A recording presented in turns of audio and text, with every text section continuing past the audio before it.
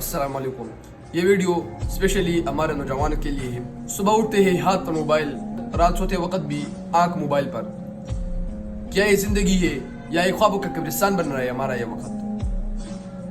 हमारे वालिदैन कहते थे कि वक्त कीमती है, वक्त को ज़ाया ना करो, और हम दिन में 6-6 घंटे टिकटॉक, इंस्टाग्राम, रील्स और गेमिंग में इस्तेमाल कर रहे होते हैं। सोशल मीडिया पर हम वो देखते हैं जो दूसरों की खुशी का झूठ होता है और अपनी असल जिंदगी को कंपेयर करके अफसरदा हो जाते हैं।